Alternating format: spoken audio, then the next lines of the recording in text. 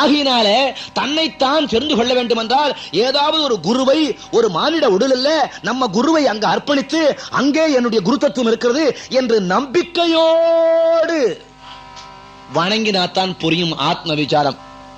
அதுபோல நம்மை நாம் உணர்ந்து கொள்ள வேண்டும் என்றால் அந்த குருநாதனை வைத்து வணங்க வேண்டும். அப்படி குருநாதனை வைத்து தெரிந்து கொள்ள பொழுது ரொம்ப பேர் காரியம் முடிச்ச உடனே குருவை மறந்துடுவான். அங்கே இருக்கிற குரு யார்? அவர்தான் பிரம்மா. அந்த குரு யார்? அவர்தான் விஷ்ணு. அந்த சிவன் யார்? அவரே. அதனால்தான் குரு பிரம்மா, குரு விஷ்ணு, குரு தேவோ மகேஸ்வரஹ, குரு சாட்சாத் பரபிரம்ம, தஸ்மை ஸ்ரீ குரவே நமஹ. Guru Sakshat Parabrahma. He is precisely the incarnation of the supreme power. அந்த குரு வேற இல்ல, உன் ஆன்மாவே. நம்மை நாம் தெரிந்து கொள்ளுகிற வரையில் இந்த முயற்சியில ஈடுபட்டே ஆகணும். வேற வழி கிடையாது. எல்லாம் பிறக்கலாம். மனித பிறப்பு தான் கடைசி பிறப்பு. This is the last promotion of the life. இதுக்கு அப்புறம் ப்ரமோஷன் கிடையாது, ரிட்டையர்மெண்ட். அதாவது இனிமேல் நீ உலகத்திற்கு வர வேண்டாம், நிம்மதியாக இரு. ரிட்டையர்மெண்ட்னா தானே சொல்றது, நிம்மதியா இருக்கிறதா சார். ரிட்டையர் ஆன அப்புறமா நிம்மதியா இருப்பேங்கிறான். ரொம்ப பேர் பார்த்துக்க ரிட்டையர் ஆனதுக்கு அப்புறம் ஏதாவது பார்ட் டைம் ஒர்க் இருந்தா சொல்லுங்களேன், நான் இந்த அலையெழுத்து என்ன பண்றது. பஜனை பண்ண வாடான்னு கூப்பிட்டா சரி சார், இதெல்லாம் இப்ப வேண்டாம் சார், இல்ல ரிட்டையர் ஆனதுக்கு அப்புறம் பாத்துக்கலாம். ஏற்கனவே இந்த பையன் வேலை செஞ்சு செஞ்சு டயர்ட், ரீடயர்ட், அப்புறம் மறுபடியும் கலப்பு வருது, என்ன பண்ண போறான்? ரிட்டையர் ஆனதுக்கு அப்புறம் பாத்துக்கலாமா? காற்றுள்ள பொழுதே தூற்றிக்கொள் என்றார்கள் மகான்கள். என்ன என்ன அர்த்தம்? அடுத்தவன் ஏமாறுற போது அடிச்சுட்டு போன அர்த்தம் இல்ல. காற்றுள்ள பொழுதே தூற்றிக்கொள் என்றால் உன் மூக்கின் வழியாக சுவாசத்தை இழுத்து இழுத்து சுவாசித்துட்டு உன் வாழ்க்கையை காப்பாற்றிக் கொண்டு வருகிறாயே, இந்த காற்று உள்ளேயும் வெளியிலையும் போயிட்டு இருக்கிற நேரத்திலேயே உன்னை பற்றி நீ நினைத்து விடுன்னு அர்த்தம். ஆகையினாலே குருவருள் இல்லையேல் திருவருள் இல்லை. அந்த குருதான் பிரம்மா, அந்த குருதான் விஷ்ணு, அந்த குருதான் மகேஸ்வரன். இவைகளெல்லாம் நாம கொடுக்கும் பெயர்கள். உண்மையிலே அந்தர்யாமியாக விளங்கக்கூடிய அந்த ஆத்மஸ்வரூபத்திற்கு எந்த உருவம் என்றும் சொல்ல முடியாது, என்ன பெயர் என்றும் சொல்ல முடியாது. ஒரு சிலர் ராமன் என்கிறார்கள், ஒரு சிலர் கிருஷ்ணன் என்கிறார்கள், ஒரு சிலர் ஜீசஸ் என்கிறார்கள், ஒரு சிலர் அல்லாஹ் என்கிறார்கள், ஒரு சிலர் சுப்ரீம் பவர் என்கிறார்கள், ஒரு சிலர் சூப்பர் நேச்சுரல் பவர் என்கிறார்கள், ஒரு சிலர் காட் என்கிறார்கள். ஏதோ ஒன்று என்று சில பேர் சொல்லுகிறார்கள். அது எதுவாயிருந்தாலும் அதுவே. கானமயிலாட கண்டிருந்தவன் கோழித்தானும் அதுவாக பாவித்து தன் பொல்லா சிறகை விறுத்து ஆடினாற் போலுமே கல்லாதான் கற்ற கவி. பள்ளிக்கூடத்துல தமிழ் படிச்சவங்களுக்கு மட்டும்தான் தெரியும். கானமயிலாட கண்டிருந்த வான்கோழி தானும் அதுவாக பாவித்து தன் பொல்லா சிறகை விறுத்து ஆடினால் போலுமே கல்லாதான் கற்ற கவி. இது உலக இயல்பா உள்ள அர்த்தம் என்ன? படிக்காத பைய வந்து பேசினா எப்படிடா இருக்கும்னா, கல்லாதான் கற்ற கவி. படிக்காதவன் கவி எப்படி இருக்கும்னா, மயில் ஜோர ஆடும், அதுக்கு அழகிய தோகைகள் இருக்கின்றன, இயற்கையாகவே அழகை புரிந்தது. இந்த அழகுள்ள மயில் ஆடுறத பார்த்து இந்த வான்கோழிக்கும் தோகை உண்டு. அது சாயங்காலம் சாம்பார்ல போயிடும். அதுக்கு தெரியுமா சாயங்காலம் போறோம், கொதிக்க போறோம், நீச்சல் அடிக்க போறோம்னு தெரியாது. அது மயில் மாதிரி இதுவும் தோகையை வச்சுட்டு பசங்க பசங்க ஆடும். இந்த அம்மா கழுத்தை பிடிச்சி எடுத்து போடுவாது. அது தலையெழுத்து தண்ணியோட சரி ஆட்டம், ஒரே ஆட்டம் உள்ள போயிடுத்து கொண்டாட்டம். மயில போல இதுக்கு சிறிய தோகை இருந்தாலும், என்னதான் தோகை இருந்தாலும் அந்த மயிலினுடைய அழகு ஆட்டத்திற்கு ஒப்பாக இதை பேச முடியுமோ அதுபோல படிக்காதவன் பேசினா அது அப்படித்தான் இருக்கும். வான்கோழி புலவு வெயின்னு அர்த்தம். அதுவா கருத்து இல்ல. கானமயிலாட, கானம் என்றால் காடு, காடு என்றால் வனம். பாரத தேசத்திலே வனம் என்று கூறப்படுவது ஒன்றே ஒன்றுதான், அதுதான் பிருந்தாவனம். வேற எந்த காட்டுக்கும் வனம் என்று பெயர் இல்லை. ராமர் நடந்து வந்த காட்டிற்கு தண்டகாரண்யம் என்று பெயர். அங்கே ஆரண்யம் என்ற சொல்லு புலப்படுகிறதே தவிர வனம் என்று கிடையாது. தண்டக வனம் என்று கூறினார்களா? இல்லை. ஆனால் வனம் என்று கூறப்படக்கூடிய சொல் பாரதத்தின் கண் திகழ வேண்டும் என்றால் கண்ணன் விளையாடிய இடமாகிய பிருந்தாவனம் ஒன்றே. கானமயிலாட, கண்ண பரமாத்மாவனுடைய தலையில அந்த மயில் பிலி ஆடுகிறதா. மனச சஞ்சரரே,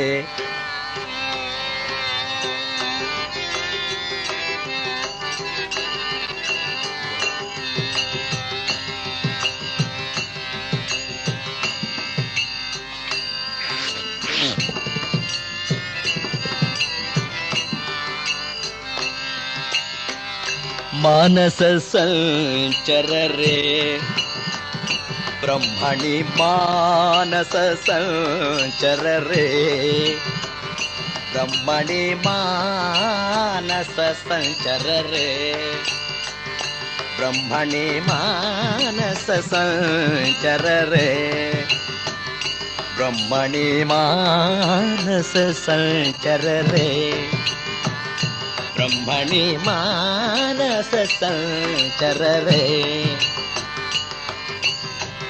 ಮತಶಿಖಿ ಪಿಂಚ ಅಲಂಕೃತ ಚಿಕುರೆ ಮತಶಿಖಿ ಪಿಂಚ ಅಲಂಕೃತ ಚಿಕುರೆ ಮತಶಿಖಿ ಪಿಂಚ ಅಲಂಕೃತ ಚಿಕುರೆ ಮಗನೀಯ ಕಪೋಲ ವಿಹಿತ ಮುಕೋರೆ ಮಗನೀಯ ಕಪೋಲ ವಿಹಿತ ಮುಕೋರೆ ಮಾನಸ ಸಂಚರ ರೇ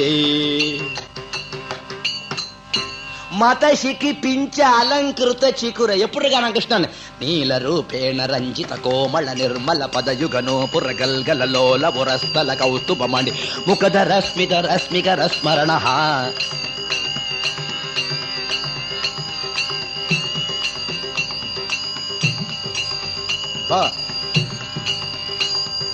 నీల రూపేణ రంజిత కోమళ నిర్మల పదయుగనో పురగల్గ లోల పురస్థల కౌస్తుభ మణివర ముఖధర స్మిత రశ్మికర స్మరణ సారసాసన సనక సనాతన సుజన గణాది వినుతన తనర్దన కోమళ పద బృందావన విహరణ గోప గోపికా జీవన స్మరణ సారసాసన సనక సనాతన సుజన గణాది వినుతన తనర్దన కోమళ పద బృందావన విహరణ గోప గోపికా జీవన స్మరణ అవతంసిత కేకి పింజ కుందల ఘనలాల రమణి మండిత కిరీట నవనీత నిరర్గళ చోర దేవ దేవ మనోహర మోహన స్మరణ బహువిధ కళవ కస్తూరి తిలక గంధం బహువిధ కళవ కస్తూరి తిలక గంధం సుగంధం సభం సమాగమ వివిధ కోకిల కలర్ కూజిత బృందావన సదన మాహేంద్ర నీల ధుతి కోమళాంగ మృదు మందహాసవదన కుంద బృంద మకరంద బిందు సమ బృందహార ధరణ చంద్ర సూర్య నయన నాగేంద్ర శయన రమణ తక్కిడద ధిమిదక్కిడద ధిమిదక్కిడద ధిమిదగ జణుతాం తక్కిడద ధిమిదక్కిడద ధిమిదక్కిడద ధిమిదగ జణుతాం தக்கீட ததிமித கீட ததிமித கீட ததிமித கஜனுதாம். சாட்சாத் பரமாத்மாவனுடைய கண்ணனுடைய அந்த முடிக்கு மேல மயில் ஆடுறதாம். தூரத்தே வரும் ஞானிகளுக்கும் யோகிகளுக்கும் அந்த மயிலாட்டம் தெரிகிறதாம். காண இந்த ஞானிகளால் காணப்படக்கூடிய மயில் ஆட காண மயிலாட கண்டிருந்தவான் கோழி இல்ல கண்டிருந்தவன் கோழி. உண்மையான ரகசியமான அந்த ஆட்டம் அந்த கண்ண பரமாத்மாவும் நட்ராஜனும் நம்ம ஹிருதயத்துக்குள்ள ஆடலைன்னா பையன் அவுட்டு. டாக்டர் வந்து பாக்குறாருல சீக்கா தூக்கி படுக்கையில போட்ட உடனே முயற்சி மூச்சு இல்லைன்னா கூப்பிடுறான் போன்ல. உடனே ஸ்டெத்தோஸ்கோப் ஒரு தலையெழுத்து அந்த காதுல ஒரு 2 ஓட்டையை மாட்டிட்டு வச்சு அமுக்குறார். என்ன பாக்குறார்? நாடி பாக்குறார். இவன் இருக்கானா இல்லையான்ற இவனை நாடி இந்த பில்லை நாடி பைசாவை நாடி பார்க்கிறார். நாடி பார்க்கிறார் இவன் இருக்கானா இல்லையான். அங்க எப்படி அடிக்குது?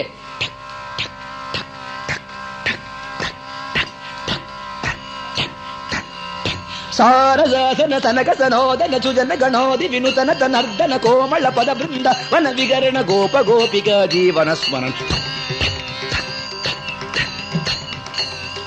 நீல ரூபேண ரஞ்சித கோமள நிர்மல பதயுக நூபுரகல் லோல புரஸ்தல கௌஸ்துப மணிவர முகத ரஸ்பித ரஸ்பிகர ஸ்மரண. ஒரு பக்கம் கண்ண ஆடுறான், பக்கத்துல கைலைங்கிறீன் ஆடுறான். அவன் எப்படி ஆடுறான்? தகுபிது என ஒரு பதம் பாட தக்கிட்ட ததிமிய நடமாட கன்று பசுவினம் நின்று புடைசூட என்று மலர் முக இறைவன் கனிவோடு ஆடினான். சபேசன் ஆடினான்.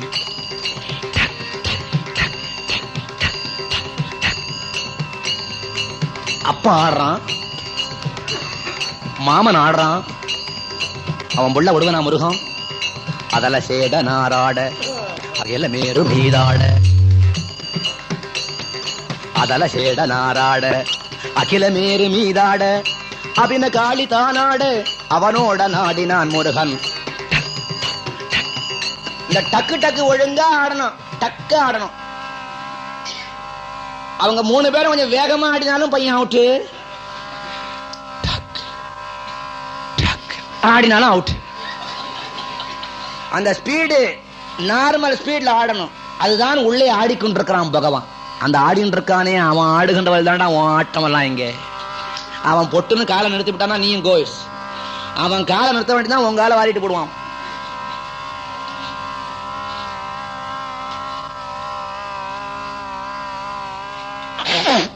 அப்படி எம்பெருமான் நம் உள்ளத்தை ஆடுகின்றான் என்று தெரிந்து கொள்கிறார்களாம் ஞானிகள். காண மயிலாட கண்டிருந்தவன் கோழி. இதை எவன் பார்க்கிறானோ அவன் கோழி. கோழின்னா என்ன அர்த்தம்? கொக்கரக்கோ கொக்கரக்கோ என்று சப்தமிடுவது கோழி.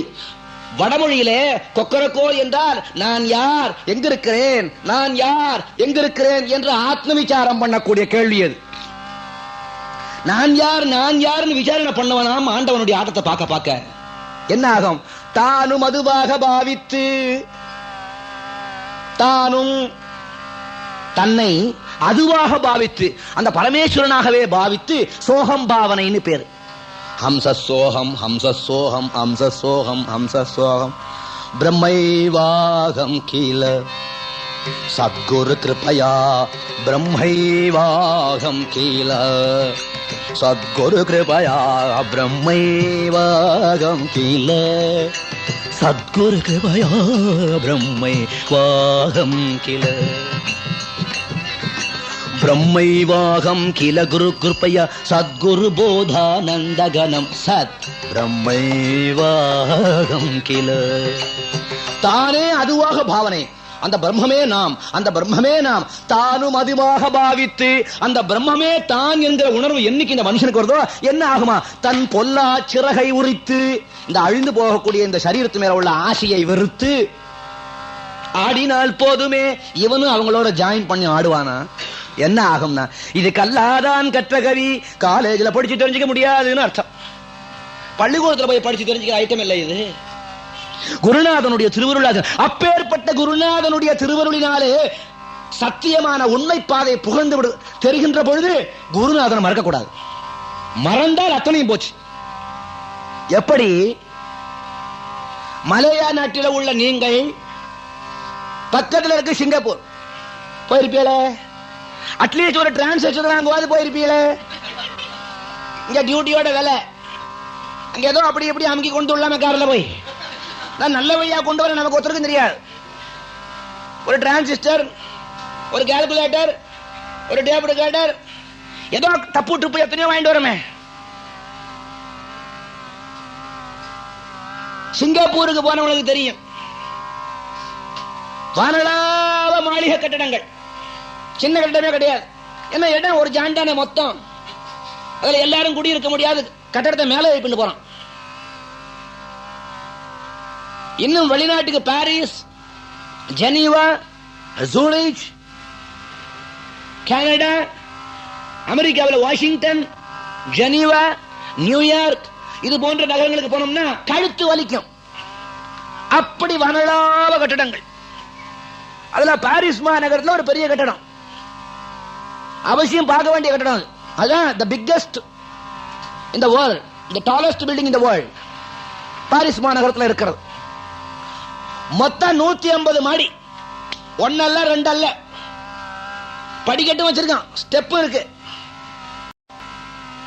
150வது மாடியில நம்ம மலேயா பிள்ளையாண்டார்கள் 3 பேர் குடியிருக்கார்கள். கதைகளில் வரும் பெயர்களும் சம்பவங்களும் என்ன தெரியாதா? கற்பனையே. யாரோ 3 பேர் இருக்காங்க நினைக்காதீங்க. உதாரணம், ஒரு எக்ஸாம்பிள் சொல்றேன். 150வது மாடியில 3 பேர். மொத்தம் பேர் ராம, இன்னொருத்தன் பேர் கிருஷ்ண, இன்னொருத்தன் பேர் கோவிந்தன். 3 பேரும் மலையாவிலிருந்து போயிருக்காங்க. 2 பிள்ளைங்க படிக்கிறாங்க. ஒரு பையன் அங்கேயே உத்தியோகமா இருக்கான். ஒருத்தனை கல்யாணம் ஆயிருக்கு, 2 பேருக்கு கல்யாணம் ஆகியும் பிரம்மச்சாரி, பொண்டாட்டி இங்க விட்டு போயிருக்கான், இடம் இல்ல அங்க. ஆக 3 பேரும் பிரம்மச்சாரி, பேச்சுலர்ஸ். காலையில 8 மணிக்கு கீழே அவங்க கட்டடத்துக்கு கீழே பஸ் வரும். அங்கெல்லாம் டாக்ஸில போய் கட்டுப்படி ஆகாது.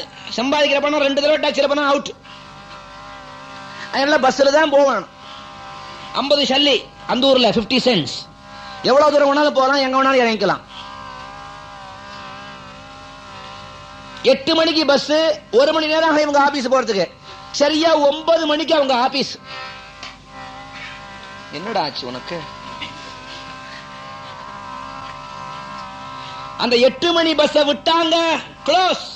என்னடா உத்தியோகம் க்ளோஸ். நம்ம ஊர் மாதிரி இஷ்ட பிரகாரம் போக முடியாது ஆபீஸுக்கு. 9 மணின்னா 9வது மணிக்கு பையன் டேபிள்ல இல்ல, அவன் வீட்டுல உள்ள டேபிள்ல தான் உட்காரணும். அப்புறம் ஆபீஸ்ல இடம் கிடையாது. ரொம்ப கண்டிப்பு. 9 மணிக்கு போனா சாயங்காலம் 5 மணிக்கு தான் வருவாங்க 3 பேரும். 3 பேரும் பாருங்க, இந்த படிக்கிற பிள்ளையாண்டா இருக்கான், 2 பிள்ளையாண்டான், அவன் கீழே அந்த ஆபீஸுக்கு கீழே உள்ள இன்ஸ்டிடியூட்ல வாசிக்கிறான். இந்த பயலுக்கு ஆபீஸ் மேல. ஆக 3 பேரும் ஒரே பில்டிங்ல வேலை செய்யறாங்க, ஒரே பில்டிங்ல குடியிருக்காங்க, ஒரே பிளாக், ஒரே அபார்ட்மெண்ட். 150வது மாடி கட்டடத்தில் all the 3 are blocked up in a small block on the top of the building, 105th floor. 8 மணிக்கு போறதுக்கு முன்னால சாப்பிடணும். ஹோட்டல்ல சாப்பிட்டு கட்டுப்படி ஆகாது. ஒரு காப்பி 25 ரூபா. எங்க ஊர் கணக்கு பிரகாரம், உங்க ஊர் கணக்கு தெரியாது எனக்கு. $3 எவ்வளவு? அமெரிக்கன் டாலர் உங்களுக்கு எவ்வளவு? நான் இனிமே தெரிஞ்சுக்கிறேன். எங்க ஊர் பணம் 3000 ரூபாய், உங்களுக்கு $1 இல்லையா? 25 ரூபாய். கிட்டத்தட்ட உங்க கணக்கு பிரகாரம் $7. 25 ரூபாய் அங்க $2.25. கட்டுப்படியாம காபி சாப்பிட்டு 25 ரூபாய்க்கு நம்ம ஒரு கல்யாணத்துல எல்லாருமே காபி கொடுப்போமே, அவ்வளவு ஜலம் கலந்து முடியுமா அங்க? அதனால ஹோட்டல்ல சாப்பிட்டு கட்டுப்படி ஆகாது. இந்த 3 பிள்ளையாண்டாலும் ஸ்டவ் வாங்கி வச்சிருந்தான், பாத்திரங்கள் வாங்கி வச்சிருந்தான், சமைக்கிறான். சமைச்சு சாப்பிடுவானுகள். உடனே கீழே இறங்குவான். 150வது மாடியில் இருக்கான. எப்படி இறங்குறது? ஆட்டோமேட்டிக் லிப்ட் இருக்கு. ஒரு 7-8 லிப்ட், 7-8 கார்னர்ல. அங்க போய் அந்த லிப்டுக்குள்ள போனோம். இந்த பக்கம் ஒரு 50, இந்த பக்கம் ஒரு 50, இப்படி ஒரு 3 வரிசையில 50-50ன்னு நம்பர் போட்டிருக்கும். அந்த 150வது பொத்தான அமைக்கினா அது பாட்டுக்கு இந்திரஜாலம் மகேந்திரஜாலம் மாதிரி கதவு தானா மூடிக்கும். கையை வச்சு கூட உள்ள மூடிக்கிட்டு மேல போகும். 10 நிமிஷத்துக்குள்ள 150வது மாடி போயிடுவோம். காலையில இறங்குற போது ட்ரெஸ் பண்ணிட்டு சாப்பிட்டு முடிச்சு அங்கிருந்து மறுபடியும் லிப்டுக்குள்ள வருவான். ஜீன்னு போட்டிருக்கும், கிரவுண்ட் ஃப்ளோர்.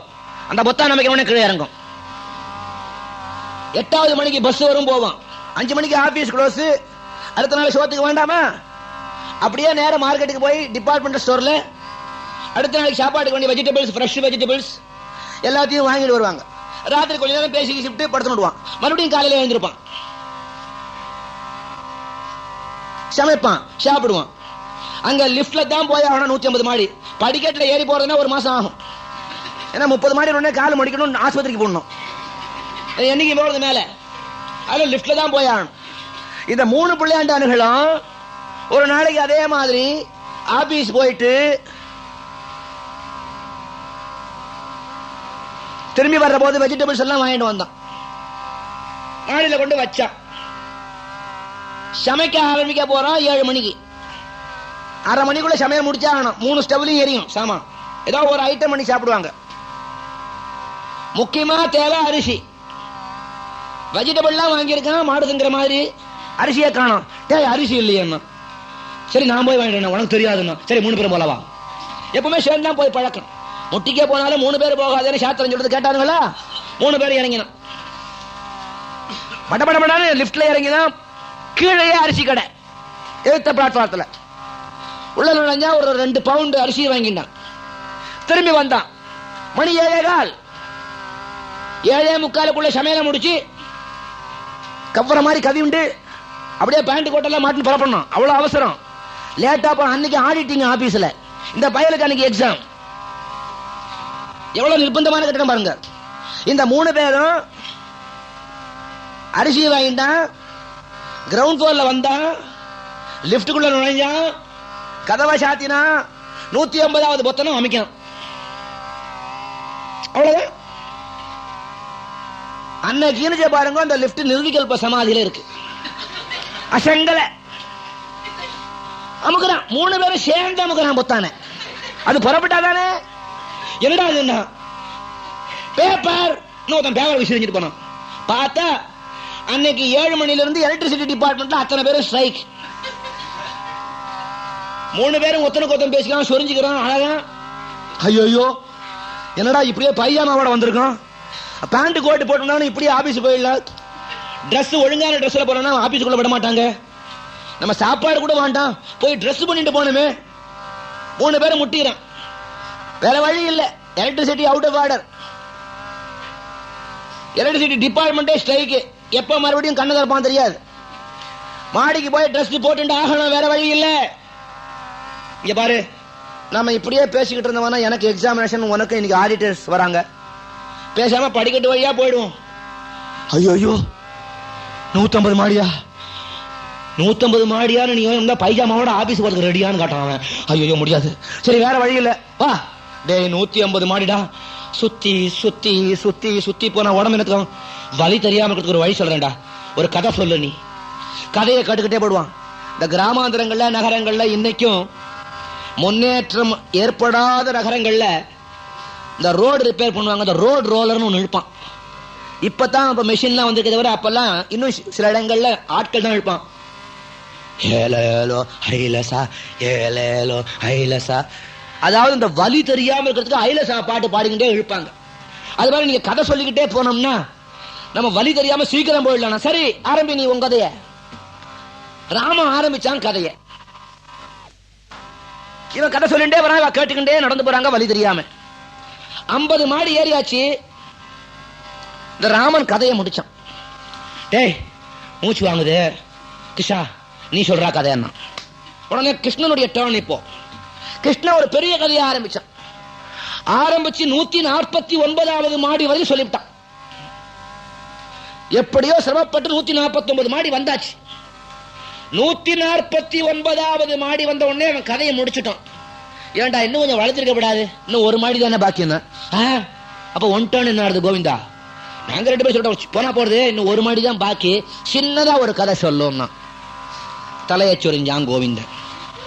ஏன்டா கதை தெரியாதா? கதை என்ன உங்க ஒப்பனே 1000 கதை தெரியும்டா, எங்க பாட்டி அவ்வளவு சொல்லியிருக்கா. இப்ப நான் ஒன்னு சொல்ல போறேன்டா, எனக்கு பயமா இருக்குடா சொல்றதுக்கு. நான் கதை சொல்லிடாங்க, இன்னும் 1 மாடி தான் பாக்கி. தலையை சொரியா சொல்லு. டேய் அதாவது இதாவது கதை சொல்ற கதையை சரி கதை இல்ல அப்புறம் நடந்து போயிடலாம். போக முடியாதுடா. ஏன்டா போக முடியாது? கால் வலிக்குதா? வலி எல்லாம் இல்ல, கதையை கேட்டு வந்துட்டேன். நம்ம ரூம் சாவியை நான் எழுத்த கடையில அரிசி கடையிலேயே வச்சுட்டு வந்துட்டேன்.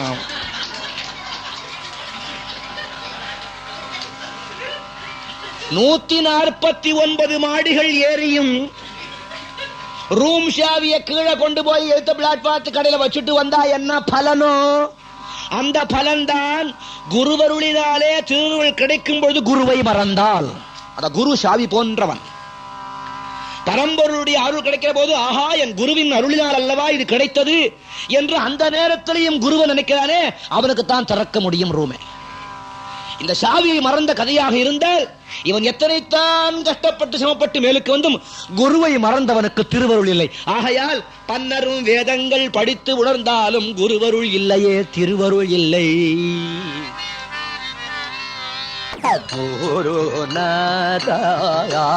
எத்தனை தவம் செய்தேனோ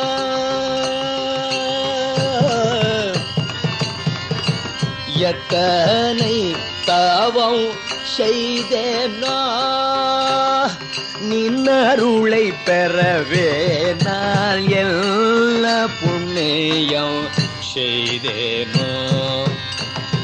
சத்குருநாதா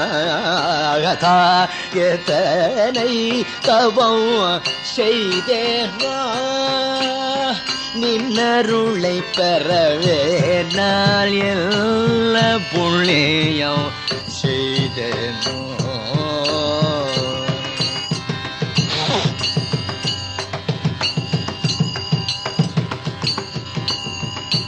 பன்னரும் வேதங்கள் படித்து உணர்ந்தாலும்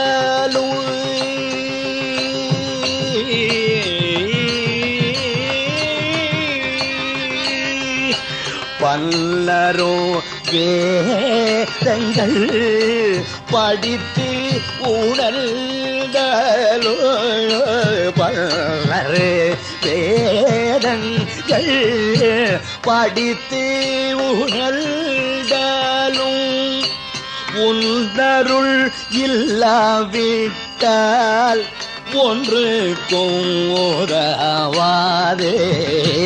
பன்னரும் வேதங்கள் படித்து உணர்ந்தாலும் உள்ளருள் இல்ல விட்ட ஒன்றுக்கும் உதவாது. தின்ன தேவிட்டார அமுதே திந்த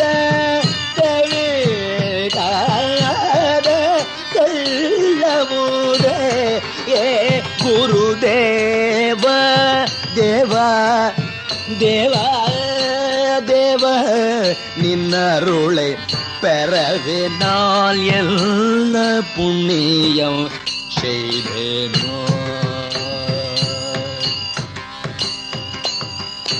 கோள் சொல்வதென்றால் நாக்கு கொண்ட மட்டும் தொள்ளும். கோள் சொல்வதென்றால் நாக்கு கொண்ட மட்டும் துள்ளும். கோவிந்தா என்று சொன்னால் கொண்டு உறக்கம் தள்ளும்.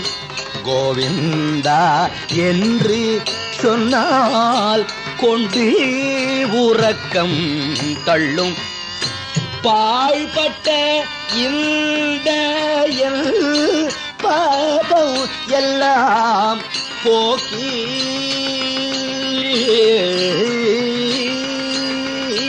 பாழ்பட்ட இந்த பாபம் எல்லாம் போக்கி பரம பக்த நாக்கி பாலி தருள் புரியவே நான் எல்லாம் புள்ளியம் செய்தேனோ. சத்குருநாயத்தனை தவம் செய்தேனோ நின்னருளை பெறவே நான் எல்லா புண்ணியம் செய்தேனோ. சத்குருநாத ஞானானந்த சரணம் சரணம் குருநாதா. சத்குருநாத ஞானானந்த சரணம் சரணம் குருநாத. சத்குருநாத ஞானானந்த சரணம் சரணம் குருநாத. ஆகையினாலே நல்லதொரு குருவை நாடி அவர் திருவருள் பெற வேணும். யார குருவா வச்சுக்கிறது? அது ஒரு பெரிய ப்ராப்ளம். பேண்ட் போட்ட ஆளை வச்சுக்கலாமா, சொக்கா போட்ட ஆளை வச்சுக்கலாமா, தாடி வச்ச ஆளை வச்சுக்கலாமா, மொட்டை அடிச்ச ஆளை வச்சுக்கலாமா, காஷாயம் கட்டவரை வச்சுக்கலாமா, வெள்ளை வெட்டி கட்டவரை வச்சுக்கலாமா? சம்சாரத்திலையும் ஞானிகள் உண்டு, கட்டினவன்லையும் சம்சாரிகள் உண்டு. வஸ்திரத்தினால ஒருவன் ஞானி ஆயிட முடியாது. இல்லறத்துல எத்தனையோ ஞானிகளும் இருப்பார்கள், துறவரத்துல எத்தனையோ சம்சாரிகளும் உண்டு. அப்ப உண்மையான ஞானி யார் என்ன சொன்ன கண்டுபிடிக்கணுமே. அந்த ஞானிகளிடத்துல போய் விழுந்து வணங்கி அவரிடத்துல உபதேசம் பெற்றால் தான் நம்ம வாழ்க்கை முன்னேறும். நான் ஒரு ஞானின்னு சொல்றான் பாருங்க, அந்த பயல்கிட்ட போகாதீங்க, அவன் ஞானி இல்லை, கண்டார் வெண்டில. நான் தான் அவன்றவன், அவன்கிட்ட போகாத. உண்மையான ஞானி யார்? தன்னை இன்னார் என்றே காட்டிக் கொள்ள மாட்டான். எல்லோரையும் போலவே இருப்பான். நம்ம மாதிரியே பேசுவான், நம்ம மாதிரியே நடப்பான், நம்ம மாதிரியே வாழ்க்கை அமைச்சுட்டு இருப்பான். ஆனா நம்ம கண்ணுக்கு அது தெரியாது. எப்படி கண்டுபிடிக்கிறது? அவன் கண்களிலே உள்ள ஒளி காட்டி கொடுத்து விடும். அகத்தின் அழகு முகத்தே தெரியும். அந்த கண்கள் ஒளி காட்டி கொடுத்து விடுமான் இவன் ஒரு பெரிய ஞானி என்று. அதுவும் நம்மளை கண்டுபிடிக்கிறதுக்கு நமக்கு சக்தி இல்லைன்னா உண்மையான ஞானி எப்படி கண்டுபிடிக்கிறது? அவனுடைய சன்னதியில ஒரு 5 நிமிஷம் உட்கார்ந்து இருந்தா போதும். நம்ம அறியாமல் நம்ம மனசுக்குள்ள என்னமோ ஒரு அமைதி புலப்படும். நம்மை அறிந்தோ அறியாமலோ நம் மனத்திலே ஒரு அமைதி புறப்படுமானால் எதிரே உட்கார்ந்திருக்கும் அந்த மகான் பெரிய ஞானி என்று தீர்மானம் பண்ணி விடாதே அவர் திருவடியப்பட்டு எப்படியாவது கரையற்ற வழி சொல்லுங்கள் என்று கட்டுவிடும். 3வது வழி, அதான் கடைசி. ஒரு ஞானியை பார்த்துட்டு வீட்டுக்கு போறோமா? வீட்டுக்கு போனா சும்மா இருக்காது. படுத்தாலும் அவரே ஞாபகம் வரும், சாப்பிடுற போது அவர் ஞாபகம் வரும், உட்கார்ந்தா அவர் ஞாபகம் வரும். ஒரு தடவை போய் பார்த்துட்டு வந்தா தேவையில்லையே, இன்னொரு தடவை போய் பார்த்த போறேன், இன்னும் ஒரு முறை பார்க்க வேண்டும், இன்னும் ஒரு முறை பார்க்க வேண்டும் என்று ஆவல் தூண்டி கொண்டே இருக்கும். அவர் ஞானி. அந்த சக்தி இழுக்கும். விவேகானந்தன் எப்படி பரமஹம்சர் இழுத்தாரோ அப்படி அந்த பக்தி வழி வருகின்றவர்களை தானாக அந்த காந்த சக்தி இழுக்கும். இழுத்த உடனே யோஜனை பண்ணப்படாது. இப்பவோ பின்னையோ இரவிலோ பகலிலோ எந்த நேரத்திலோ வாயப்பழப்பமோ தெரியாது. ஆகினால உடனே அந்த குருவை நாடி நல்ல வழியிலே நல்ல நிலை பெற எனக்கு என்ன வழி என்று கேட்டு தெரிந்து கொள்ள வேண்டும் என்று கூறி குருவாரத்திலே நிகழ்ச்சி வைத்துக் கொண்டோம். குருநாதனுடைய அருள் பரிபூர்ணமாக உங்கள் அனைவருக்கும் கிடைக்க வேண்டும் என்று வேண்டிக் கொள்கிறேன். நாளைய நிகழ்ச்சி தொடர்ந்தது. விவேகானந்தா ஏற்கனவே அந்த ஆசிரமத்தில் நடந்த அதே இடத்திலே நாளை மீண்டும் 7 மணிக்கு சந்திப்போம். தாழ்விலாத தன்மையும் தளர்ச்சியற்ற வன்மையும் வாழ்வினால் பயன்களும் என் வாக்கிலே வரங்களும் பக்தியிற்க சிந்தலைந்து பாடுகின்ற பான்மையும் பாடுவோர்க்கு அநேக போகபாக் என்றும் ஓங்க என்கரட்சி இயற்கையான சித்தியை தந்து ஞானமூர்த்தியாய் தனித்து வைத்த சக்தியம் நாம கீர்த்தனம் பறந்து நாடலாம் செழிக்கவும் வேறிடாத இன்பம் பொங்கி வீடலாம் விளம் ஞான தீபம் ஏற்றி எங்கும் நாம கீதம் பாடுவோம் தர்மசக்தி வாழ்க என்று ஞான தீபம் ஏற்றி எங்கும் நாம கீதம் பாடுவோம் தர்மசக்தி வாழ்க என்று சந்ததம் கொண்டாடுவோம். அன்னை அன்னை அன்னை அன்னை அன்பினுக்கு மங்களம்.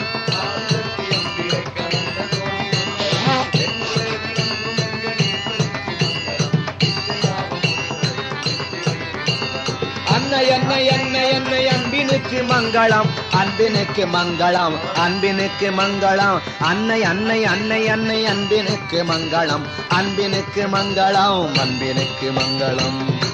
ஜெய் பராசக்தி மாதா கி. நமः பார்வதி பதயே.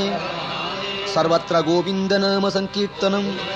सद्गुरु ज्ञानानंद मूर्ति की, आंजनेय स्वामी की, समस्त भक्त मंडली की. ब्रह्मैव सत्यम, सर्वत्र हरिनाम स्मरणम.